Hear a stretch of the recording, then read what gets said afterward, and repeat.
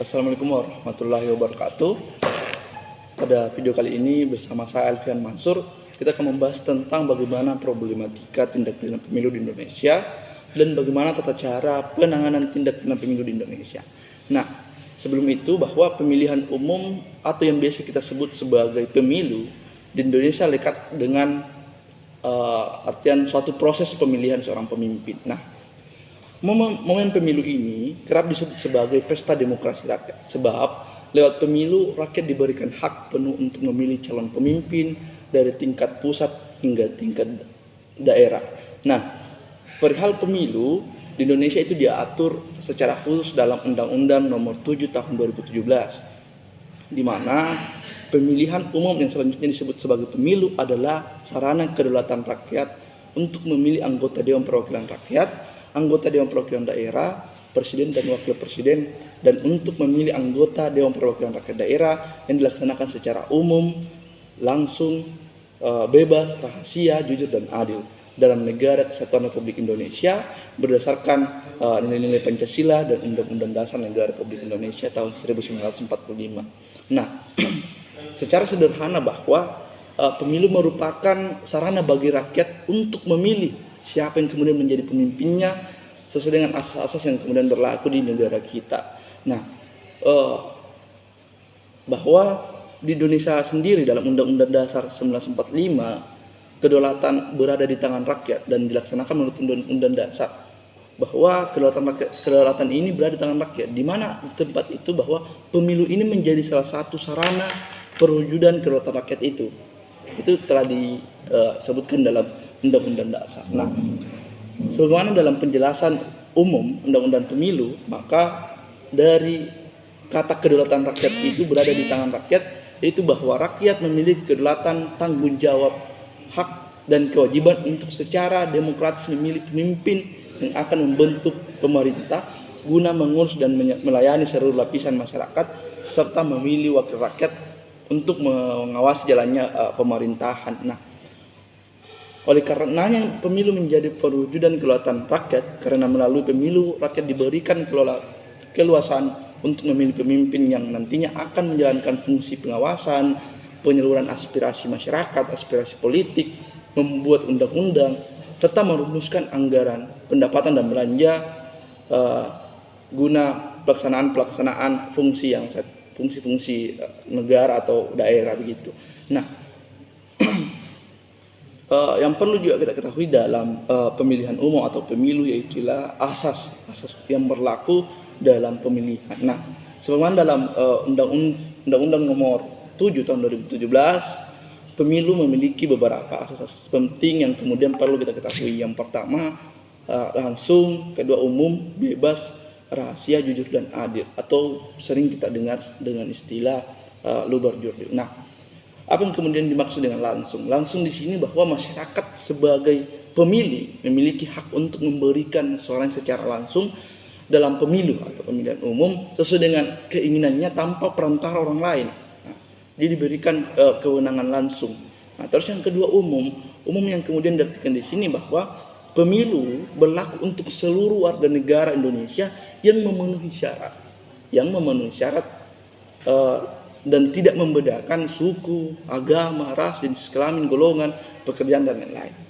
Nah, terus yang ketiga ialah bebas, bahwa seluruh warga negara yang memenuhi syarat sebagai pemilih pada pemilihan umum bebas menentukan siapa yang kemudian dia ingin pilih menjadi seorang pemimpin, dipilih untuk membawa aspirasinya tanpa ada tekanan dari pihak manapun. Itu diartikan bebas di sini. Terus yang keempat ialah rahasia. Dalam menentukan pilihannya, pemilih dijamin kerahasiaannya. Pemilih memberikan suara pada surat suara dengan tidak diketahui oleh orang lain maupun panitia pelaksanaan penyelenggaraan pemilu. Nah, terus yang kelima, jujur. Semua pihak yang terkait dengan pemilu harus bertindak dan bersikap jujur sesuai dengan peraturan yang berlaku. Nah, di sini juga para panitia pelaksanaan penyelenggaraan pemilu juga harus dituntut untuk menjadi orang yang jujur. Terus yang keenam ialah adil. Dalam penyelenggaraan pemilu, baik pemilih dan peserta mendapatkan perlakuan yang sama serta bebas dari kecurangan dari pihak manapun. Itu yang kemudian tadi saya jelaskan tentang prinsip-prinsip yang digunakan dalam pemilihan umum. Nah, pelaksanaan pemilu pada dasarnya merupakan suatu cerminan kedaulatan rakyat dari lanjut. Pelaksanaan pemilu pada dasarnya merupakan suatu cerminan kedaulatan rakyat dari penerapan konsep demokrasi di Indonesia sebagaimana yang telah disebutkan dalam pasal 1 ayat 2 Undang-Undang Dasar Negara Republik Indonesia tahun 1945. Pemilu menjadi satu wadah bagi setiap warga negara untuk menentukan pemimpin di masa depan yang layak untuk menduduki posisi strategis baik dari baik lembaga eksekutif, legislatif. Nah, posisi strategis tersebut tidak lepas dari kebutuhan masyarakat dalam negara demokrasi yang menghendaki pergantian kepemimpinan secara teratur, yakni setiap 5 tahun sekali.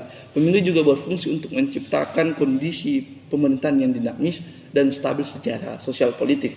Nah, perkembangan hukum di Indonesia, terutama pada masa pemilihan umum, masalah hukum pemilu termasuk masalah yang sangat kompleks. Di samping banyaknya kategori masalah, pelaksanaan penanganan masalah hukum pemilu juga melibatkan banyak lembaga, institusi. Dalam Undang-Undang Nomor 7 Tahun 2017, setidaknya ada beberapa masalah hukum pemilu, yaitu diantaranya pelanggaran kode etik penyelenggaraan pemilu, pelanggaran administrasi pemilu, sengketa pemilu, tindak pidana pemilu, dan masih banyak lagi. Nah, banyak jenis masalah hukum pemilu juga linear dengan banyaknya institusi yang terlibat dalam penanganannya. Setidaknya ada sekitar 9 atau 10 yang terlibat dalam penanganan tindak pidana pemilu. Yang pertama ada Dewan Kehormatan Penyelenggaraan Pemilu DKPP, terus yang kedua ada Bawaslu, ketiga ada KPU, terus yang keempat ada Kepolisian Negara Indonesia, terus yang selanjutnya ada Kejaksaan, Tata Negara, Pengadilan Tinggi, Tata Negara, Pengadilan Negeri, dan Pengadilan Tinggi, Mahkamah Agung, dan Mahkamah Konstitusi.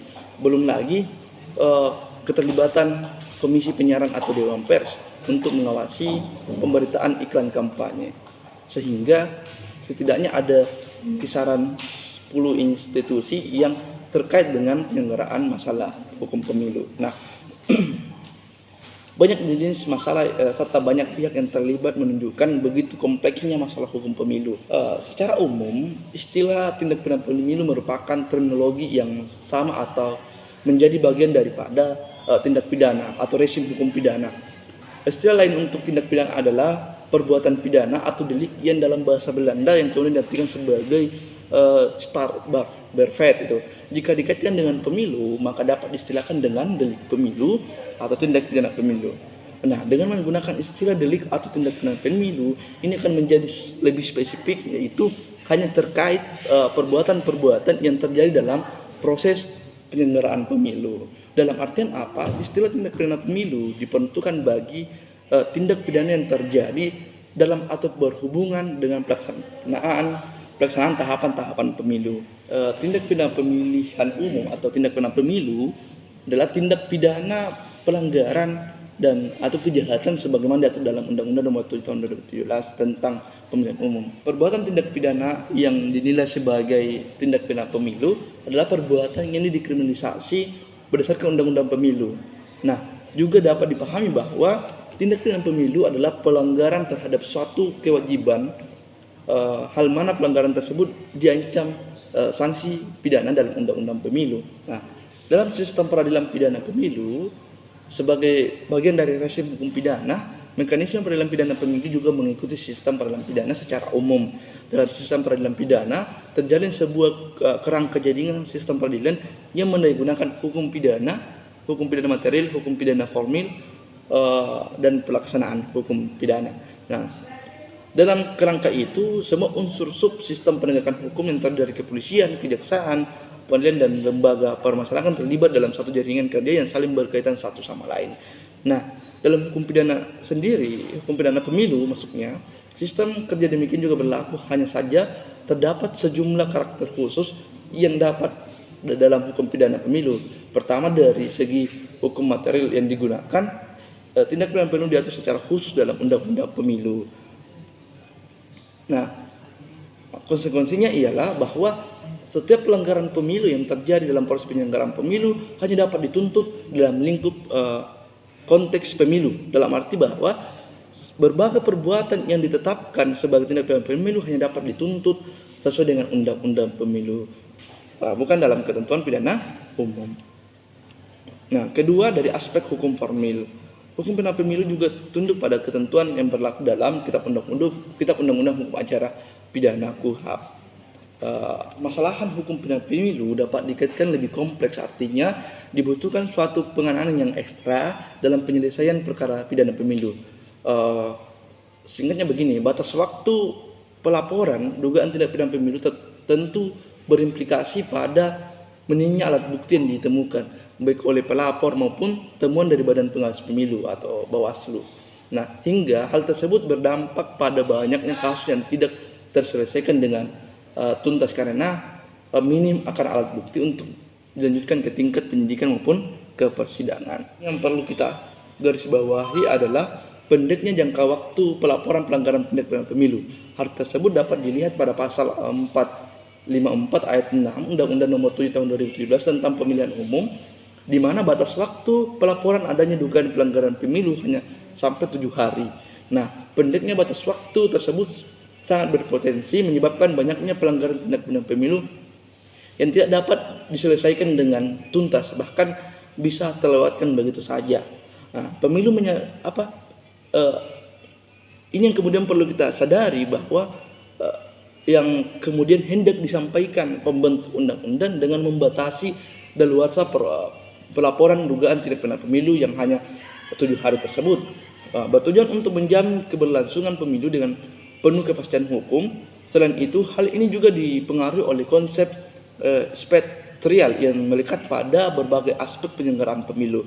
Nah, batas waktu tersebut harus segera dievaluasi karena apabila terjadi suatu tindak pidana pemilu seperti money politik yang dilakukan peserta pemilu, namun dikarenakan melewati batas 7 hari tadi sejak partisi peristiwa terjadi, lantas laporan menjadi tidak dapat diterima. Bisa dibayangkan bagaimana bila peserta pemilu tersebut merupakan calon anggota legislatif ataupun presiden, di mana ia terpilih dan menduduki jabatan strategis di pemerintahan dengan cara yang melanggar hukum.